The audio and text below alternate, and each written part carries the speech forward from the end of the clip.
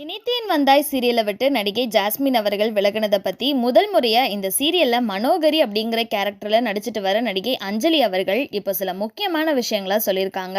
அதை பற்றி இப்போ இந்த வீடியோவில் நம்ம தெளிவாக பார்க்கலாம். ஜீ தமிழில் இப்போ பிரைம் டைமில் சும்மா பட்டையை கிளப்பிட்டு வர சீரியல் தான் நினைத்தேன் வந்தாய். இந்த சீரியலோட மெயின் லீட் பேரான எழில் சுடர் கேரக்டருக்கு எக்கச்சக்கமான ரசிகர்கள் உருவாகியிருக்காங்க. குறிப்பாக இவங்களோட கதை ரொம்பவே இன்ட்ரெஸ்டிங்காக போகிறனால பல பேர் விரும்பி பார்த்துட்டு வராங்க.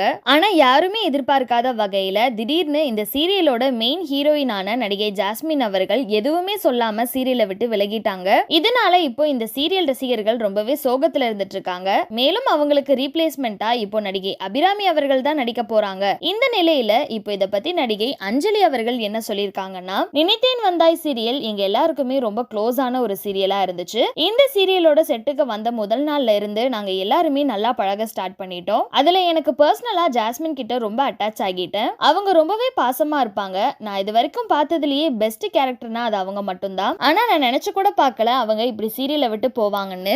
அவங்களுக்கு லாஸ்ட் சில எபிசோடாவே கொஞ்சம் பிடிக்காம தான் நடிச்சிட்டு வந்தாங்க. சீரியலோட செட்ல உள்ளவங்களுக்கும் அவங்களுக்கும் சில மனக்கசப்பான விஷயங்கள் கடைசி நாள் நடந்துச்சு. அது அவங்களுக்கு ரொம்பவே ஹர்ட் ஆகிருச்சு. அவங்களும் எவ்வளவுதான் பொறுமையா இருப்பாங்க, வேற வழியே இல்லாம இப்படி ஒரு முடிவு எடுத்துட்டாங்க.